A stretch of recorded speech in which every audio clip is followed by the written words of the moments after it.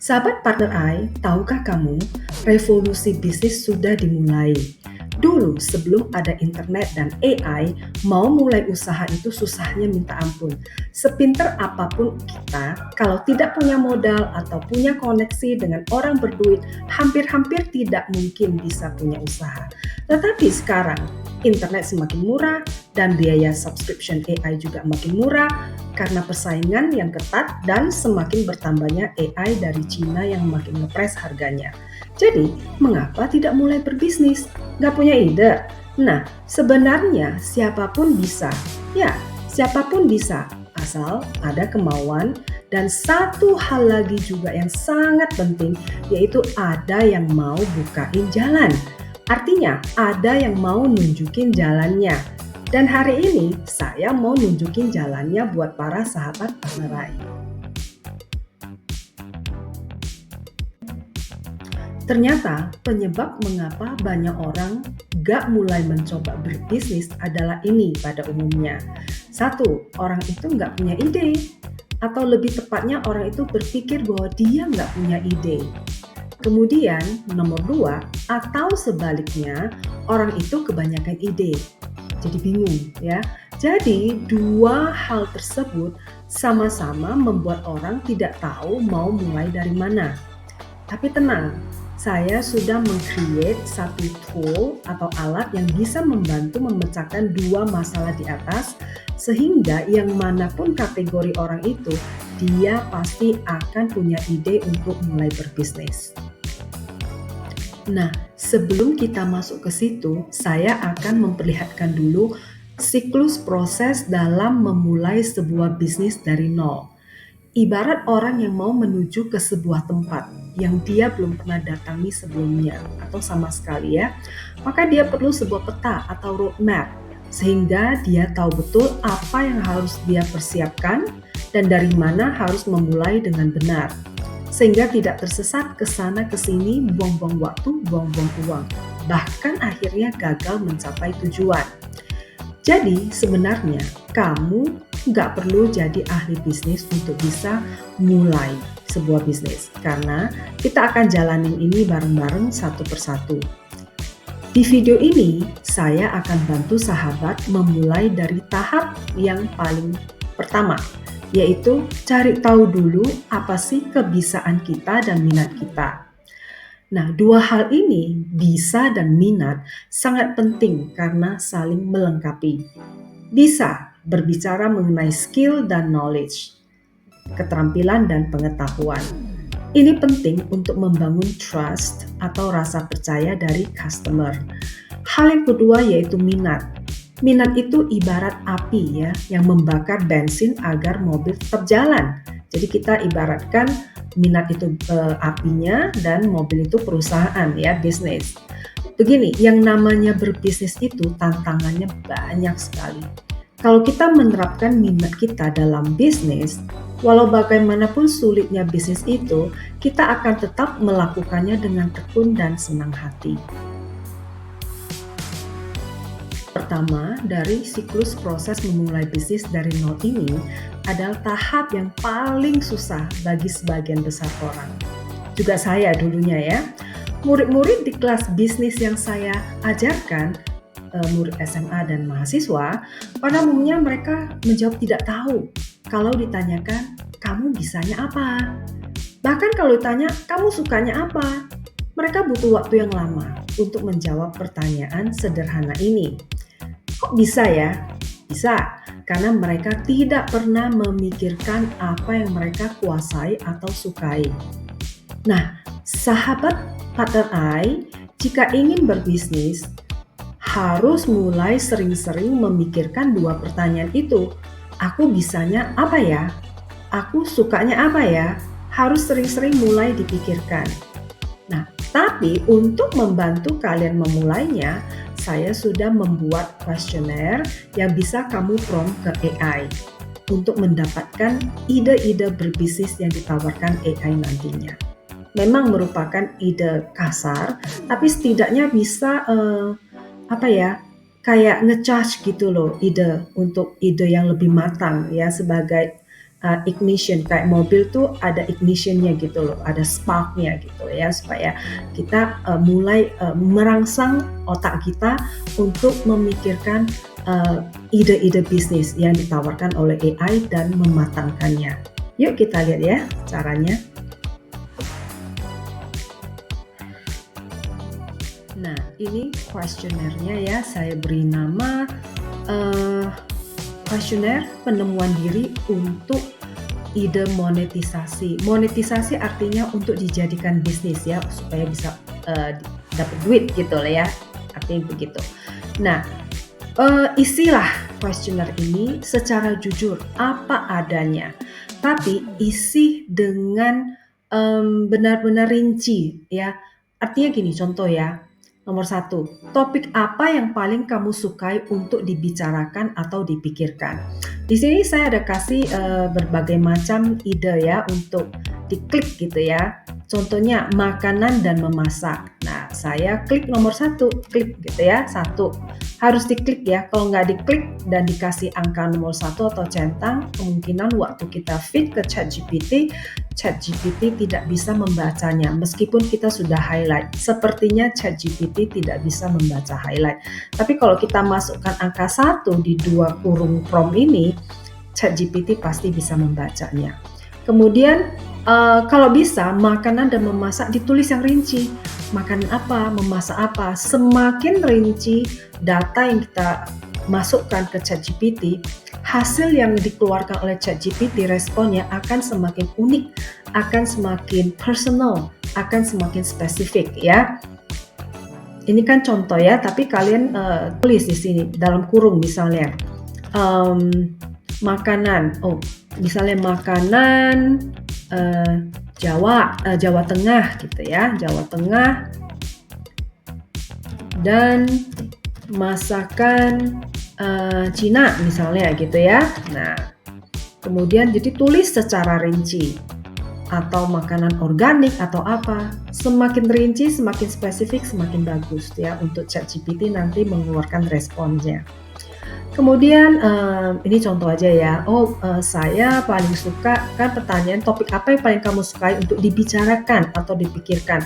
Saya seneng banget tuh nonton YouTube mengenai alam atau berkebun. Dan kebetulan saya punya kebun kecil gitu. Jadi saya seneng banget memikirkan itu nih menanam apa ya. Mau diapakan ya yang pojok sini gitu ya. Nah, kita kasih nomor 2. Kan tadi udah nomor 1. Ini kalau mau dikasih centang juga boleh ya.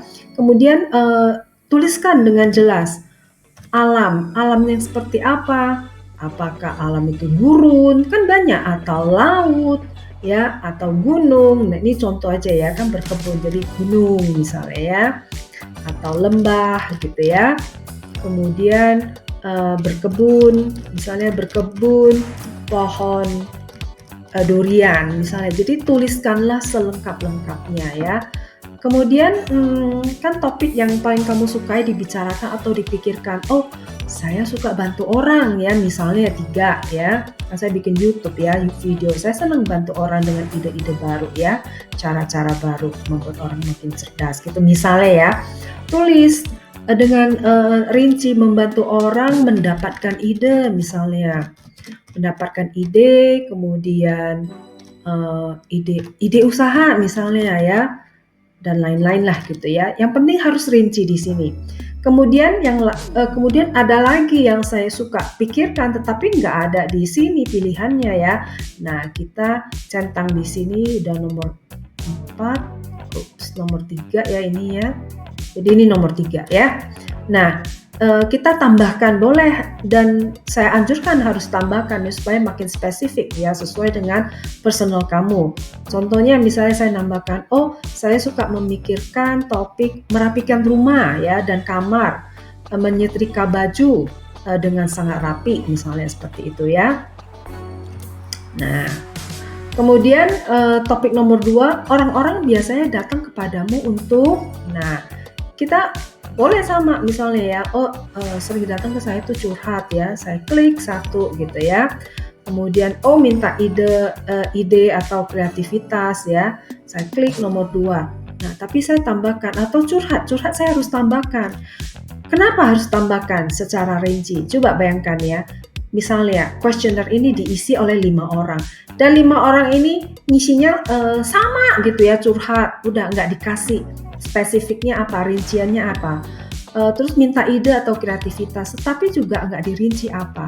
Nanti jawaban dari ChatGPT akan sama buat 5 orang itu. Lah, kalau sama nanti bisnisnya sama dong. Itu nggak akan bagus ya untuk berbisnis. Berbisnis itu kita harus menonjol, lain daripada yang lain dan unik. Jadi, tulislah, isilah selengkap-lengkapnya. Kasih tanda kurung curhat, misalnya curhat mengenai tidak punya uang, ya, apa aja. Atau curhat mengenai anak sakit, ya, apa aja. Tulislah di sini ya. Minta ide, kreativitas apa. Contoh misalnya, ide memasak dengan cepat. Karena saya perempuan ya, ibu-ibu ya, jadi saya ambil yang paling terlintas ada di kepala ya, memasak dengan cepat, murah, bergizi misalnya ya. Nah, jadi harus begitu ya. Jadi tolong diisi ini semuanya. Oke, kalau sudah selesai semuanya diisi, kemudian di copy ya. Kita akan copy ya. Copy ini lalu kita paste ke ChatGPT. Nanti kita lihat responsnya seperti apa ya. Nah, ini saya sudah feed ke ChatGPT kuesioner yang tadi kita isi sama-sama. Ya, ini centang-centangannya. Oke. Nah, semuanya diisi ya. Lalu feed ke ChatGPT. Nah, inilah jawabannya ya ChatGPT. Dia akan ChatGPT akan kasih kita berdasarkan yang kita minta ya. Kan di sini saya minta bantu saya cari 3-5 ide produk atau layanan yang bisa saya monetisasi dengan memanfaatkan kekuatan dan kondisi saya. Nah, ini jawabannya ya.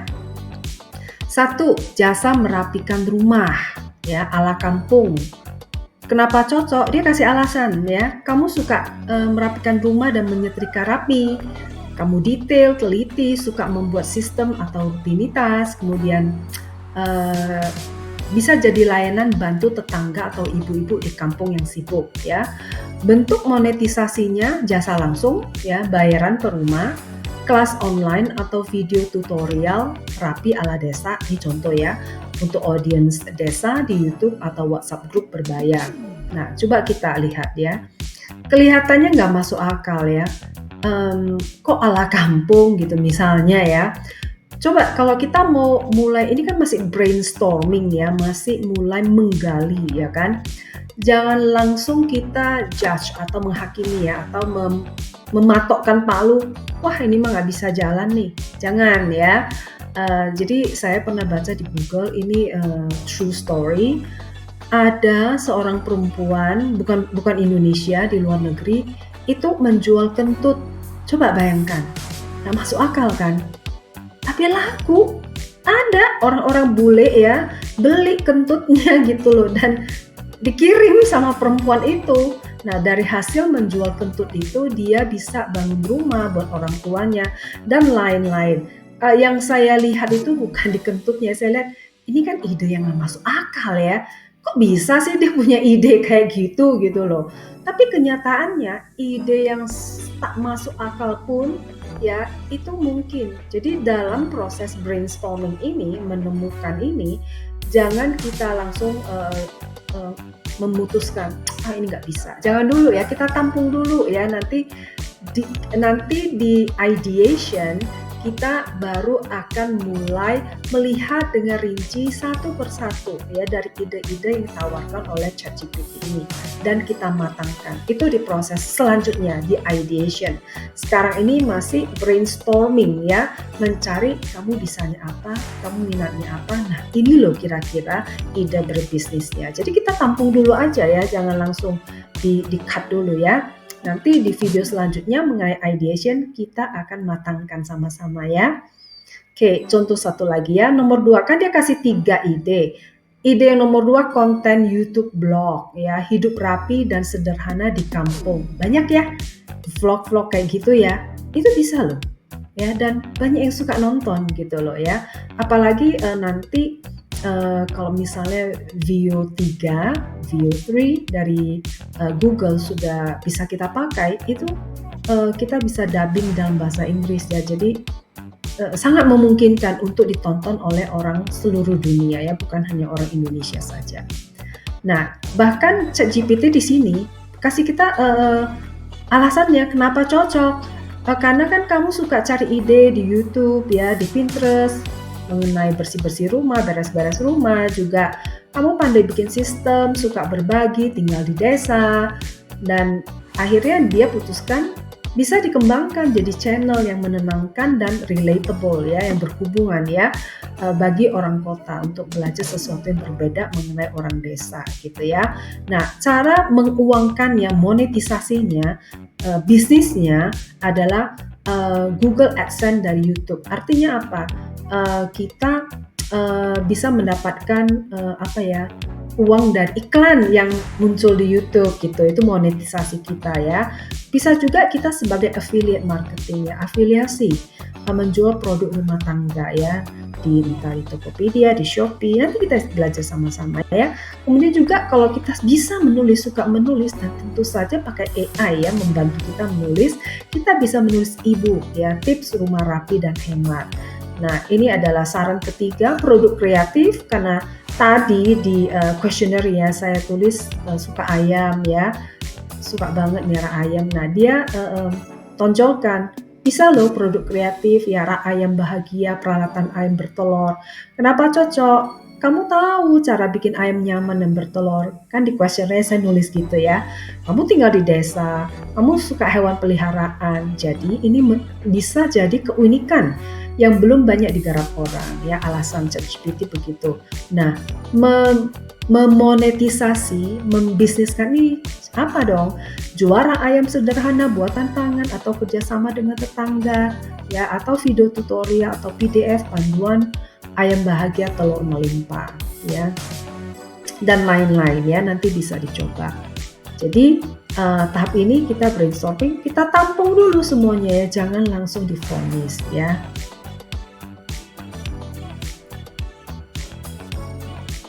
Kita tadi sudah melihat garis besar atau peta dalam menjalankan bisnis dari nol. Kita juga sudah belajar menggunakan tool yaitu questionnaire untuk mendapatkan respons ChatGPT atas kebiasaan dan minat kita.